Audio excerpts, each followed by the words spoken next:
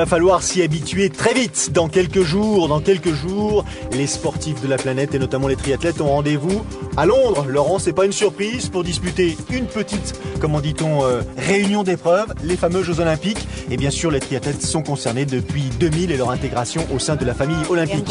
Et donc, avant de vivre le premier rendez-vous ici, aujourd'hui, l'étape consacrée à l'Espagne et Bagnoles, on va faire d'abord un petit tour d'horizon avec les différents athlètes et têtes de gondole intéressés par cette échéance qui expriment tous la même chose et toutes les mêmes choses. Ça commence un petit peu à serrer les fesses, quoi. C'est un objectif majeur. On vous rappelle, ce sera le 4 et le 7 août pour les deux triathlons. Et Londres qui a été Coupe du Monde depuis longtemps, donc répétition générale sur ces dernières années. On connaît bien le parcours. Ça va être une course intéressante et on pourra parler un petit peu plus avant tout à l'heure de la composition des différentes équipes. Gros plan sur Bagnoles, qui jusqu'à présent était une étape des séries ou du moins des Coupes d'Europe et qui depuis cette année intègre la famille internationale entre guillemets du plus haut niveau avec cette fameuse maintenant étape de Coupe du Monde, Bagnoles, Catalogne bien sûr, et puis Bagnoles connu pour être un endroit très touristique, notamment parce qu'il figure à Bagnoles, ou du moins est installé à Bagnoles depuis maintenant pas mal d'années, ce plan d'eau, petite piscine, énormissime, deuxième plus grand lac d'Espagne, qui favorise bien sûr la venue de touristes du monde entier. Bagnoles qui reçoit donc la famille du triathlon pour ce 4e rendez-vous de Coupe du Monde et non pas de ces séries mondiales. Donc l'occasion pour nous de jeter un œil sur ceux qui vont pour la plupart disputer les Jeux et puis ceux qui vont en profiter pour aussi aller enrichir leur expérience. Voilà, exactement, enrichir leur expérience, tâter un petit peu du haut niveau.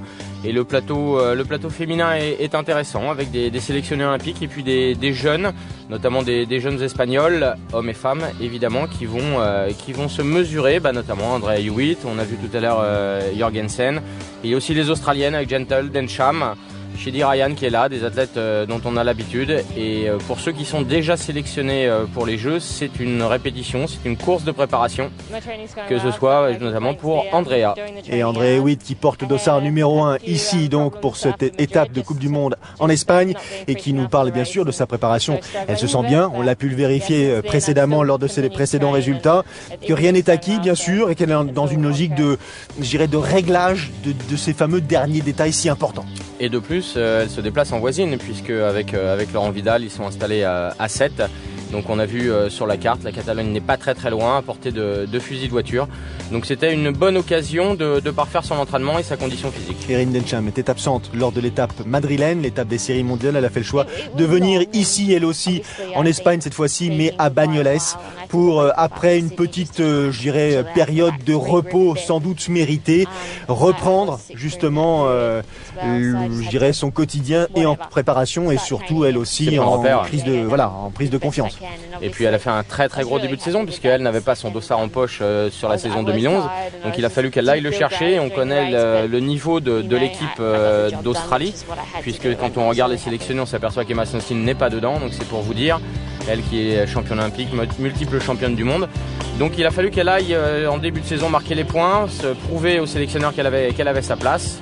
Vous l'avez dit Vincent, petite période de récupération et on se reprépare pour les Jeux et cette course en fait partie. Ashley Gentle, remplaçante de l'équipe d'Australie, présente aussi Gwen Jorgensen. Elle nous avait, pas surpris, mais en tout cas, elle avait fait le nécessaire pour s'afficher au plus haut niveau. C'était à Londres l'année dernière en prenant une jolie 2e place donc sur le parcours de ce fameux triathlon olympique. Et puis maintenant, elle commence à être régulièrement aux avant-postes. Lucy Hall, elle aussi, petite surprise, même si on la croise de manière régulière au sein du Grand Prix. Elle fait partie des athlètes sélectionnés pour disputer les Jeux. Alors ça a été une petite polémique au sein de l'équipe d'Angleterre, ainsi que la sélection de Stuart Hayes chez les garçons. Mais les sélectionneurs, les décideurs anglais ont clairement annoncé les favoris. Donc chez les garçons, les deux Fair-Brandly et Stuart Hayes est là en équipier. Et Lucy Hall, on peut imaginer qu'elle soit en équipière de luxe pour Ellen Jenkins. Car les Anglais sont en position pour faire le doublé et le veulent absolument sur leur terre. Donc ils ont décidé de monter une équipe avec des têtes d'affiche très très identifiées et des équipiers également très identifiés. Allez, on rappelle juste les noms, Alistair, Jonathan Brandley, Stuart Hayes chez ces messieurs, Helen Jenkins, Vicky Holland, Lucy Hall chez ces dames. Alors c'est peut-être Vicky qui a la position la plus confortable puisque elle nage correctement. Et puis elle a fait un très très bon début de saison avec top 5, top 6 sur les différentes étapes de Coupe du Monde, de World Series. Donc elle va peut-être pouvoir bénéficier du travail de Lucy Hall en se calant bien dans le peloton, bien dans la roue de ses deux compatriotes et peut-être tirer son épingle du jeu. Assez champêtre quand même votre lac. Très très belles images en tout cas. Il date de quand votre lac du Quaternaire, 250 000 ans. Ah mais je vous avais vu pêcher à cette époque-là sur le lac. En parlant de pêche justement, là, les petites baraques qui sont autour du lac, les Espagnols les appellent les fameuses pesqueres. Vous avez vu un peu cet endroit. Exactement, c'est bien fait parce que dans le temps effectivement on venait y prendre le frais et surtout pêcher. Depuis ça s'est un petit peu transformé en résidence secondaire, donc il a fallu mettre les là. Retour à la compétition. Retour à la compétition et c'est une Espagnole justement qui pour l'instant rythme la progression de cette course féminine. L'Espagnole qu'on a appris à découvrir Laurent un peu plus tôt dans la saison, Carolina Routier. Excellente nageuse, on l'avait vu prendre les devants et le problème c'est que bon là elles sont deux avec Anna Godoy et Erin Densham normalement qui sortent de l'eau il me semble. Et là il y a un gros écart et cet écart c'est compliqué de sortir devant et esselé et puis de maintenir en vélo. Même par le passé on avait vu des Américaines le faire, Barb Lundquist, Sheila Taormina. Donc voilà. Non c'est Lucy Hall. Lucy Hall. Ouais, puisque Lucy on l'a déjà vu sur le Grand Prix, on l'a vu sur les étapes de Coupe du Monde, est une excellente nageuse. Maintenant c'est peut-être le bon moyen pour Lucy Hall de tester ses capacités en vélo et de voir si elle sera capable d'être une équipière pour Helen Jenkins en se positionnant sur les avant-postes dès le début. Alors Densham, les favorites, et 8. Là il y a il y a eu de l'écrémage. Il y a eu un certain écrémage, belle intensité pour ce qui concerne les athlètes qui seront sans doute au premier plan lors de la course olympique. Alors c'est une course un petit peu différente de l'habitude, hormis le paquet qui va se créer là avec Gwen Jorgensen qui elle va devoir travailler pour revenir sur la tête de course puisqu'on a quand même Densham, Hewitt devant qui sont d'excellentes coureuses, même si Jorgensen nous a un peu ébloui, un peu scotché avec son niveau de course à pied. Gentle est là aussi. Par contre devant, un groupe de deux, un deuxième groupe de deux, ça va être un petit peu difficile et c'est une course qui n'est pas habituelle pour les athlètes de ce niveau-là puisqu'ils ont l'habitude d'avoir des densités de plateau un peu plus importantes. Alors voyons ce que ça donne. On retrouve là les deux compétitrices sorties de l'eau en tête. Lucy Hall, la britannique, Carolina Routier, l'espagnole. Derrière le peloton qui s'est formé avec parmi ce peloton les principales, je dirais, favorites de cette épreuve. Alors on a remarqué aussi l'absence parce qu'on a remarqué les favorites, on a remarqué l'absence de certaines athlètes comme Jenkins, comme mais là, elles sont en train Moffat, de se préparer. Il y a Hambourg qui approche à grands pas. Donc c'est logique. Et puis ça rajoute un voyage, même si c'est en Europe, ça n'est pas forcément très très loin. Les stratégies de préparation sont différentes. 6 boucles. Et on voit un parcours assez technique. Belle route, comme il est souvent de mise en Espagne, mais avec pas mal de relances. Et on voit devant Hewitt et Densham qui se sont fait rattraper. Dans ce groupe, il y a donc Jorgensen et Gentle qui elles sont toutes les quatre favorites. Dites-moi, le vélo va vite aujourd'hui. Oui, j'ai l'impression qu'on va pas traîner, on va pas suivre ça dans le détail. Pour l'instant, c'est la fin du parcours cycliste avec toujours ces deux demoiselles qui, depuis le départ, ont fait le nécessaire pour conserver leur avantage. Elles sont restées devant, c'est une bonne préparation. Et cette petite routier qu'il va falloir suivre. Maintenant, son niveau à pied, on l'avait vu, Vincent, Madrid, elle avait pris quasiment 5,30 par la tête de course, donc c'est un petit peu compliqué. Maintenant, on sait qu'elle nagera très vite. Et pour ce qui concerne Lucy Hall, c'est bien aussi parce que, comme vous le disiez tout à l'heure, vous le soulignez, Laurent, lors de sa sélection parmi l'équipe olympique britannique. Vous avez vu un vélo là, il y a peut-être une athlète qui est encore dans l'eau. Il y avait eu polémique. Ouais, un peu petite polémique, mais c'est un choix. Après voilà, elle est dans le ranking, elle a sa place de fait par son classement mondial. Maintenant, c'est un choix des sélectionneurs de vouloir sans aucun doute favoriser une médaille et une médaille d'or pour Helen Jenkins. Ils avaient fait exactement la même chose. Ils ont fait la même chose chez les garçons, mais ils l'avaient déjà annoncé puisque, je vous rappelle, on avait discuté avec Tim Dunn, Vincent, et Tim avait dit je peux avoir ma place si je suis un équipier de luxe et ce sera pour aider les deux Brownlee. Et Tim avait dit mais comment je vais pouvoir aider les Brownlee? Ils nagent, ils roulent, ils courent plus vite que moi. Ce n'est pas possible. Tout ce que je pourrais faire, c'est assister effectivement à leur performance. Maintenant, l'avantage, on sait que Lucy Hall nage devant et est capable de rouler. C'est le cas de Stuart Hayes aussi. Donc ils vont pouvoir sans doute, en tout cas essayer, puisque eux ne jouent pas une place en individuel, verrouiller le peloton en mettant un tempo important pour empêcher les attaques, puisque la seule solution a priori pour contrecarrer les plans de Jenkins et de, même si Jenkins domine un petit peu moins, puisqu'il y a Erin Densham, il y a Andrea Hewitt, il y a Jorgensen, il y a Lisa Norden, il y a quand même du monde, Barbara Riberos. Mais chez les garçons, pour contrecarrer les frères Brownlee, il faudra tenter quelque chose en vélo et Stuart Hayes est là pour ça. Ça ventile là, hein, comme ouais, puis oui, tout à fait. Et puis on a vu la différence de tempo par contre entre les deux premières quand elles sont sorties du parc à vélo. Voilà, Lucy Hall. Ça coince pour Lucy Hall. Elle a roulé. Densham en profite. Elle est passée devant puisque visiblement derrière, est-ce que c'est Carolina Routier qui elle aussi est dans la difficulté? Maintenant, il ne faudra pas que ce soit une petite entorse ou une blessure. On n'est quand même pas très loin des jeux. Erin Densham semble pour l'instant avoir pris la tête de cette compétition, c'est une certitude désormais. Gwen Jorgensen en deuxième position. C'est Ashley Gentle effectivement en troisième position. Voilà. Et on ne vous y fiez pas, pardon, ne vous y fiez pas, je vais y arriver. La foulée de Gentle qui est un petit peu, on va dire un tout petit peu inhabituelle dans le monde du triathlon. Déjà elle est grande et elle vient du monde de la course à pied. Elle a une foulée beaucoup moins en fréquence, mais regardez comme diable elle est efficace. Regardez, voilà, c'est une foulée qui correspond plus à l'athlétisme qu'au triathlon. On a l'impression qu'elle a pas roulé avant. Ouais, tout à fait. Elle est déjà plus grande que les autres, donc un peu moins en fréquence que les trois autres. Mais regardez comment elle est très efficace. Elle dégage une puissance, surtout Gwen Jorgensen, là sur la gauche de votre image, en l'occurrence coude à coude ou épaule contre épaule. Enfin, maintenant elle a décidé de prendre l'avantage, d'accélérer un tout petit peu. Ça s'est vu en l'espace de deux foulées. Elle a déjà pris 2,50 m à Erin Densham. Il a l'air de faire très chaud, mine de rien. Alors c'est vrai qu'elles se sont pas mal arrosées, rafraîchies, mais elles profitent de l'ombre. Et c'est tant mieux parce que la température extérieure est assez élevée. Ashley Gentle en troisième position pour l'instant. Donc une américaine devant deux australiennes. Andrea Hewitt en quatrième place. Et puis derrière, c'est un petit peu loin. C'est un petit peu loin, oui. C'est un petit peu loin, effectivement, puisque la densité de plateau était surtout sur ces quatre-là. Maintenant, voilà, alors j'anticipe votre question, Vincent, savoir si on peut en tirer des conclusions ou en tout cas quelques indications par rapport au JO. Voilà, on ne connaît pas les semaines qui ont précédé cette course dans le plan d'entraînement des athlètes. Une athlète comme Andrea Hewitt qui se fait sortir par Densham et Gentle, c'est un peu inhabituel. Maintenant, elle a probablement fait un gros travail. Elle arrive un petit peu fatiguée, sans aucun doute, avec cette course qui passe dans l'entraînement. Ces courses de préparation, qui ne sont pas des objectifs majeurs, passent dans l'entraînement. Regardez sa foulée et plusieurs takes d'habitude.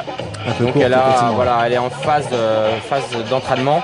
Par conséquent, cette course, voilà, c'est du tempo, c'est du rythme, elles en ont besoin. C'est-à-dire qu'il est inimaginable de se passer de compétition, même si l'entraînement rythme leur quotidien, il est inimaginable de se passer de cette adrénaline que vous procure la compétition. Souvenez-vous, Snowsill courait très peu et était présente sur les grands rendez-vous. Maintenant, ça dépend un peu de la psychologie, de l'envie et de ce que les athlètes mettent dans leur préparation. Donc c'est vraiment très individuel. Mais en tout cas, Jorgensen nous fait une impression comme elle nous l'avait fait l'année dernière. Victoire à Tijo-Ivaros l'année dernière, c'était en Coupe du Monde. Deuxième place à Londres l'année dernière. Entre-temps, cette année, elle a pris une quatrième place à Sydney, une 11e place à Kitzbühel qu'on avait vu précédemment. Et là donc, elle s'impose à Bagnoles. Voilà, elle a par contre besoin d'une situation de course, car elle va sortir un petit peu derrière de l'eau. Donc il va falloir voir sur les JO comment la course va se dérouler d'un point de vue tactique. Densham, là, visiblement... Densham a puisé. Oui, épuisé. Elle qui avait fait un petit break après les étapes de début de saison, elle n'avait pas couru à Madrid. Oui, Andrea, retour difficile. Andrea le sourire, donc c'est plutôt rassurant. Pas marqué, elle savait sans doute qu'elle n'allait pas faire une perf aujourd'hui. Au ralenti donc, la victoire pour la jeune américaine de 26 ans, Gwen Jorgensen, membre de l'équipe américaine pour les Jeux, bien sûr. Et bien sûr, qui insiste sur le fait qu'il y a quelques bonnes coureuses à pied et qu'il a fallu tirer son épingle du jeu. Et Erin Demcham dit qu'elle était ici présente surtout pour reprendre un petit peu le rythme de la compétition et justement peaufiner sa préparation dans la perspective des Jeux Olympiques. Bon, elle est satisfaite de cette deuxième position et elle aurait tort de s'en priver. Mais elle sait qu'effectivement il lui reste encore un petit peu de travail avant d'aller partir pour Londres. Gentle, elle aussi satisfaite de sa perf. Elle était un petit peu inquiète, elle manquait de repères, elle n'imaginait sans doute pas prendre cette place sur le podium. En tout cas, c'est une certitude. Le podium est désormais constitué par Gwen Jorgensen, Erin Demcham et Ashley Gentle. Deux gros écarts, puisque la cinquième est à 1,30 de la tête. Donc il y avait vraiment les 4 premières et les autres. En tout cas, joli sourire. Erin Demcham a bien récupéré. Très beau podium, Vincent, vous êtes un connaisseur. Allez, autour de ces messieurs, un peu plus nombreux, il y avait je crois une trentaine d'athlètes féminins présents. Féminine, oui. Si vous voulez, 30 femmes. Voilà. Et donc il y a un peu plus, là en l'occurrence, les messieurs sont 50, 64 exactement voilà. Au départ. Avec Laurent Vidal qui porte le numéro 1. Il insiste sur le rythme de compétition auquel il s'astreint, ne serait-ce que pour conserver justement cet esprit, ce fighting spirit. Et Laurent Vidal qui profite aussi du cadre, il insiste sur l'environnement, sur la beauté des lieux, sur l'aspect cristallin de cette eau. Et le fait qu'il y ait des poissons dans l'eau, il va falloir rester concentré sur la natation. C'est plutôt bon signe. Dmitri Polianski est là aussi, il a l'habitude de rythmer les courses. Plutôt en bonne forme, abonné au top 10, le russe. Très régulier. Ouais, l'équipe russe qui nous a surpris. Elle va être à surveiller. Ouais, tout à fait. Lui aussi, attention, on l'annonce comme un jeune talent, précoce, a priori efficace. L'américain d'origine lituanienne, Lukas Verspikas. Excellent coureur à pied. D'ailleurs, regardez le physique. On l'avait vu sur une interview il y a quelques semaines. Il est très fin, longiligne, très léger. Maintenant, une petite carence en natation. Et surtout, ce jeune monsieur est champion du monde junior de triathlon, puisque c'était l'année dernière. Il était auparavant champion du monde junior de duathlon. Donc il a quelques perfs à son actif, donc ça lui a effectivement conféré une certaine stature, une certaine identité au sein du groupe. Là il intègre la Coupe du Monde, c'est une première visite, il est un petit peu anxieux, mais enfin bon, on va suivre ça de très près. Donc un plus gros plateau que chez les dames en termes de nombre, mais en termes de densité, c'est à peu de choses près la même chose. Donc les favoris ont été présentés. Laurent Vidal à droite. Donc qui va courir aujourd'hui, qui va faire Kitzbühel aussi dans la foulée, que vous l'avez dit Vincent, on a commenté il y a un peu plus d'une semaine. Et après, il se focalise sur la préparation pour les JO. Il a une vraie belle carte à jouer, le Loloïd, qui est passé par Beauvais il y a 2-3 semaines avec une petite visite au Conseil Général. Andrea était là. Pour info et pour juste l'histoire, sachez que les Françaises et les Français portent les mêmes numéros de dossard. Le hasard fait bien les choses. 11, 12 et 14, car il n'y a pas de 13 en l'occurrence. Et que ce soit donc nos représentantes ou nos représentants, au moins se reconnaîtront de manière facile. Et oui, pas de dossard 13. Pas de dossard 13. Allez, c'est parti. Superstition donc, quand tu nous tiens. Température extérieure un peu plus élevée parce que la course des dames avait été donnée à 9h45. Ces messieurs partent 3 heures plus tard, 12h45 en Espagne, à cette période de l'année. Bagnoles, c'était quand? C'était mi-juin. Il fait doux. Oui. Donc ça peut avoir certaines incidences aussi. Pour l'instant, ça n'a aucune incidence sur les Russes. Et l'aisance des Russes 3 Russes devant en natation. Alors quand c'est pas Polianski, c'est son petit frère. Quand c'est pas Vassiliev, c'est son petit frère. Et quand c'est pas Brukankov, c'est son petit frère. Et vous connaissez bien toutes les familles, bien sûr. Eh oui. D'autant plus simple. Après, pour lier des relations amicales, c'est reparti de boucle, hein. 750 mètres à chaque fois, pas de surprise. Ça avance aussi. Ouais, grosse densité, pas de cassure. Pas de cassure. Le tempo est mis par les Russes, mais n'a pas l'air énorme. Regardez, 3 de front, ce qui est assez rare. Donc personne ne prend la course à son compte. C'est plus une gestion. Encore une fois, les athlètes qui sont sélectionnés au jeu sont en préparation. Donc voilà, même 4 de front. Aucune raison de prendre des risques inconsidérés. Et derrière, ça suit, pas de cassure. Pas de difficulté pour l'instant. Alors qui sort de l'eau? Polianski. Polianski, c'est sûr. Polianski 2.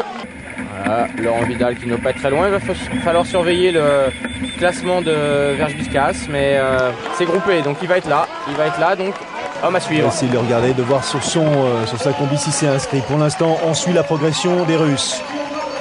Dossard numéro 2. Polionski, Dimitri, Igor un petit peu plus loin là-bas. Laurent Richard Vidal. Morel. Non, Pereira, j'ai confondu, pardon. Voilà, Laurent Vidal qui est là, il est sorti une dizaine de secondes, bonne transition, il va être dans le groupe, aucun problème. Et sur les indications, voilà, le voici. Une trentaine de secondes derrière la tête de course, mais c'est une file indienne. Donc s'il n'y a pas de cassure dans les premiers kilomètres vélo, il va être là assez vite. Et regardez, ça ne roule pas. Donc notre ami américain va forcément être dans le coup. Alors qui peut éventuellement prendre l'initiative sur ce parcours cycliste assez sinueux, malgré tout sans réelle difficulté, mais encore une fois 6 boucles, un parcours dessiné principalement autour du fameux lac de Bagnoles. Après c'est Laurent Vidal est en préparation, est-ce qu'il va tenter quelque chose en vélo pour voir son état de forme, pour se tester? Dans son programme d'entraînement, c'est ce qu'il disait, il a programmé ses séances, il a programmé ses courses. Maintenant, est-ce qu'il a une idée particulière, peut-être faire un gros vélo pour se tester, voir derrière sur l'enchaînement course à pied comment ça se passe, ou se préserver pour voir où en est son niveau à pied? Voilà, c'est la question qui aurait été intéressante de lui poser. En tout cas, cet homme, Vincent, est à suivre. Alors 93, c'est la date, c'est l'année de sa naissance. Kaunas en Lituanie, je vous le disais. Il est arrivé aux États-Unis à 9 ans. Le jeune Lukas Verge-Bicas, et puis voilà, ça, il faut savoir qu'il avait quelques prédispositions parce que sa maman est une ancienne recordwoman lituanienne sur 3000 mètres, donc ça peut aider effectivement, et qu'il a à son actif notamment le record universitaire sur 3000, je crois aussi, donc vous le soulignez, mais il est préférable d'insister encore un tout petit peu plus. Cet homme... C'est Denis, c'est Pimenkov qui abandonne, les Russes qui sont venus en nombre. Mais c'est vrai Vincent, quand on est américain, qu'on a eu un record sur la piste en universitaire, c'est qu'on est un très gros coureur à pied. Il a fait le choix là récemment, donc depuis l'année dernière, de quitter cet environnement entre guillemets uniquement dédié à la course à pied pour s'essayer, parce qu'on va voir si effectivement le choix a été judicieux et si surtout il y prend goût. Il est quand même envoyé par la Fédé américaine sur les tenter sa chance sur les hein. courses, donc on va voir ce que ça donne. Et c'est vrai que en fonction de la course à pied est impitoyable, ça se pratique partout dans le monde. Et Denis Vassiliev, qui lui n'a pas la combinaison russe, le frère d'Ivan. Donc je disais, la course à pied a ça de terrible, et la piste en particulier, c'est que c'est un sport chronométré, et en fonction de son chrono, on sait si on a des chances de faire du haut niveau ou pas. Et sur 3000, 1500, enfin on va dire le demi-fond en général, quand on n'est pas africain et quand on n'est pas africain de l'Est particulièrement, c'est très vite compliqué de sortir son épingle du jeu. Alors pourquoi pas le triathlon? Le garçon nage correctement, champion du monde junior sur les 2 disciplines, tri et du. Voilà, on va le surveiller, mais en tout cas il a une énorme carte à jouer. Et juste 15 jours avant cette étape espagnole de Coupe du Monde, il s'est imposé à Dallas sur une étape panaméricaine. Donc ça lui confère une certaine confiance, une certaine, je dirais, facilité à s'exprimer au milieu de bons athlètes. Dallas. Ça me rappelle un truc. Impitoyable ce Vassiliev. Et oui, Denis qui a fait le choix, puisqu'il a un petit peu de mal sur les courtes distances. En tout cas, il ne s'est pas imposé dans l'équipe russe. Donc il est passé sur les plus longues distances. Et donc il a un enchaînement natation-vélo qu'il avait déjà de qualité à l'époque, mais c'est toujours le cas. Par contre, il a tenté quelque chose en vélo. Il sait qu'à pied, ça va être un peu plus compliqué pour lui. Donc il a tenté. Allez, Vidal, Polianski, premier rideau, derrière, qu'est-ce qu'on reconnaît? On a vu un autre américain, Vincent, Tommy Jaferes, qui lui par contre est un nageur, puisqu'il est sorti juste dans les pieds des 2 Russes. Donc à suivre aussi, ces Américains. Voilà. Voici le Lituanien, l'américano-lituanien. Vous aimeriez bien. Non, on a des athlètes de grande qualité. Exactement. D'ailleurs, en parlant de français, Johan Vincent est dans la course. Vincent Bachelot est dans la course. C'est effectivement important de le souligner sur les étapes de Coupe du Monde. Il ne s'est pas affûté, notre ami. Allez Laurent! Il a quoi? Il a 150 mètres. J'aime bien quand on m'encourage sur les commentaires, vous avez vu? Allez Laurent! Polianski qui est là. Pereira. Verge-Bicas. Ça revient derrière, effectivement. Il est là. Là. On a vu qu'il avait posé le vélo dans le ventre mou du peloton, donc il est en train de remonter progressivement. Et les Américains qui ont envoyé une délégation de jeunes. Romolt, qu'on a vu sur le Grand Prix il y a quelques années. Ça vous rappelle pas un peu Madrid, cette ligne droite dans les arbres là? C'est très joli. à risque. Et Parfois, voilà. on se souvient de ces chutes à vélo. Le contact est opéré entre le peloton et le leader de la compétition pour l'instant, Vassiliev. Laurent Vidal en 3e position, bientôt en 2e position. Verbitas qui n'est pas loin non Vous avez plus. vu sa foulée? Alors là, regardez sa foulée. Vous aimez bien ça, détailler la foulée. Allons-y. Bien sûr, c'est une foulée de coureur à pied très léger. Attaque sur l'avant-pied. Alistair Brownlee est dans ce cas-là aussi. Mais regardez, il dégage une impression de légèreté, une amplitude un petit peu supérieure. Une certaine forme de suffisance presque d'un point de vue de l'effort. Parce qu'il a l'impression de... Il survole le bitume là. Et il est léger en plus, hein. C'est un athlète qui est léger. Maintenant, il va sans doute prendre un peu de masse musculaire sur le haut du corps à s'entraîner en natation. Donc son niveau course à pied va peut-être baisser un tout petit chouïa, mais il est quand même très très à l'aise. Il a une marge. En tout cas, il devrait avoir une marge. Maintenant, il va falloir voir l'enchaînement vélo course à pied quand il y aura des vélos difficiles, quand il aura progressé dans l'eau, ce que ça va donner. Regardez la différence de foulée. La différence de foulée quand même entre... Mais Laurent est un triathlète. Hein. Entre Laurent effectivement et Lucas. On va les appeler par leur prénom, ce sera plus simple. Mais en tout cas, les deux là se dirigent vers la ligne d'arrivée. Ils ont fait la différence. Qui de Laurent Vidal, qui de Lucas Verbikas va prendre le meilleur sur son adversaire pour franchir la ligne d'arrivée en vainqueur. Laurent j'ai l'impression qu'il ventile un petit peu plus. En tout cas, Polianski lui ne reviendra pas. Il a littéralement explosé. Et si on en croit le passé de notre ami américain, normalement dans le final, il devrait être un tout petit peu au-dessus Laurent. Peut-être que Laurent va tenter quelque chose dans le dernier kilomètre, mettre un gros tempo pour essayer de l'épuiser, mais ça risque d'être compliqué s'il y a un sprint. Laurent Vidal, juste on rappelle ses performances depuis le début de l'année, 4e à Sydney, vainqueur de l'étape de Moulou-là-bas, donc il avait pris aussi une 7e place à Kitzbühel. Et là, pour l'instant, il va devoir se contenter d'une 2e place puisque l'Américain accélère dans les derniers hectomètres, Lucas Verbikas, après sa victoire 15 jours auparavant à Dallas. Récidive ici, je dirais presque à l'autre bout de la planète, en tout cas en Espagne. Et Laurent qui va prendre une 2e place, c'est une bonne course d'entraînement, il a vu qu'il était au niveau. Maintenant, l'Américain est très très costaud à pied. On parlait de son passé de coureur à pied, ça nous fait penser aussi un peu à Greg Roux, le Français, qui lui aussi venant de la course à pied s'est mis au triathlon. Même pas essoufflé. Et 19 ans en plus. Donc à surveiller cet Américain, ses progrès dans l'eau vont être intéressants. Laurent 2e. Voilà, il prend les pulses. Ah là c'est... Petite vérif. C'est une vérif là. Polianski. 3e position, les temps. Alors Verbikas 47-28, 47-45 pour bien sûr 1h47-28 pour Verbikas, 1h47-05 pour Vidal et 1h48-04 pour Dmitri Polianski. Et 30-55 sur le parcours à pied. 31-22 pour Laurent, la chaleur. Parcours vélo un peu difficile. Alors qu'est-ce qu'ils nous disent, bravo homme? Qu'il était un petit peu en retrait lorsqu'effectivement il a atteint l'ère de transition après le parcours cycliste, qu'il a fallu faire l'effort assez tôt pour revenir sur la tête de course tout simplement. Et puis bon, il se sentait bien, il est visiblement heureux et en ce moment ça fonctionne. Satisfait bien sûr de monter sur le podium, dit Laurent, et pour cause, c'est un tout petit peu de confiance supplémentaire engrangée dans la perspective des Jeux. Mais bon, il insiste sur les qualités de pied et sur l'aisance de Verbikas à pied. Et il nous a dit qu'il sortait d'une grosse période de travail, et donc c'était pour conclure cette période de travail. Que nous dit-il? Tout simplement lui qu'il ne souhaitait pas donner son max dans la perspective bien sûr de Kitzbühel, mais ça on l'a vu précédemment dans la perspective des Jeux, il en a préféré en garder sous le pied. Est-ce qu'il avait vraiment le choix? En même temps je suis pas sûr. Ouais, j'ai l'impression qu'il a un peu sauté quand même. Bon allez, on marque une pause et on revient tout de suite à Bagnoles pour la suite de notre programme, le classement, donc Verbikas, Vidal, Polianski, résultat de cette 4e étape de Coupe du Monde. À tout de suite.